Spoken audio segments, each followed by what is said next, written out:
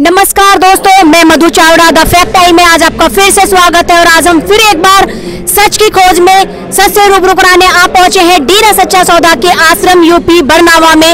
आज हम आपको सूत्रों के हवाले से नहीं बल्कि डायरेक्ट उन लोगों से बात करते हैं जो कि एक लंबे समय से लगातार डेरा सच्चा सौदा में आ रहे हैं और आज भी डेरा सच्चा सौदा में है। और बात करते हैं उनसे, जानते हैं क्या है डेरा सच्चा सौदा की सच्चाई। आपका नाम? जी रश्मि। आप कितने समय से डेरा सच्चा सौदा से जुड़ी हुई हैं? जी शादी से पहला, बचपन से ही। आप इतने लंबे समय बचपन से लगातार डेरा में आती रही है, क्या आपने कभी कुछ गलत होते हुए देखा है? जी नहीं, कुछ गलत होते हुए नहीं देखा है, लेकिन हमें इतना विश्वास अपने सतगुरु जी पे है। हम तब से इतना विश्वास हुआ है क्योंकि हम बीमार हो चुके थे और सतगुरु जी का नाम जपते रहते थे और नाम जपने के बाद हम ठीक हो चुके थे।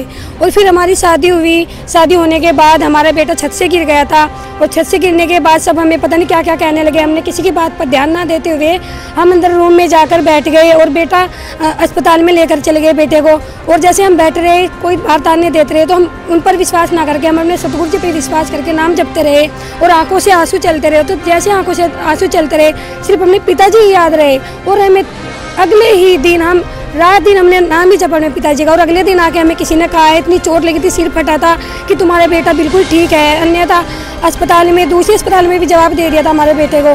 तब से हमें विश्वास है। और फिर दूसरे नंबर पे हमारी जो बेटी है 20 फुट गड्ढे में नीचे गिर गई थी और उसके बाद इतना गहरा गड्ढा था कि पहले पानी नीचे से ही ऊपर आता था। तो जैसे लड़की नीचे गिरी तो बहुत हमें डर लगा कि हमें तो ससुराल वाले जीने ही नहीं देंगे। मैं मायके में आई हुई थी तो जैसे पापा जी मेरे वहाँ पर थे, उन्होंने नारा लगा के नीचे गए और एकदम से उसको आवाज़ लगाई। उर्वशी छोटी सी थी, 4 साल की बेटी। तो उर्वशी बोली, कहने लगी मैं ठीक हूँ नाना जी, मुझे निकालो, वरना तो अगर कोई और होता वहाँ बच नहीं पाया था।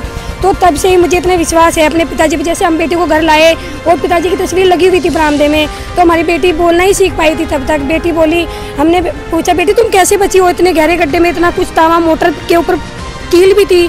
तो उसने बताया मम्मी इन्होंने ऐसे, तब तक बोल नहीं पाती थी वो। तो मुझे तब से इतना विश्वास है, बहुत मेरा मतलब मुझे मन इतना चलता चला गया पिताजी के प्रति कि मुझे कुछ और दिखाई नहीं देता था। किसी पे विश्वास नहीं था, मंदिर में और कहीं पे, देवी पे, कहीं किसी पे नहीं।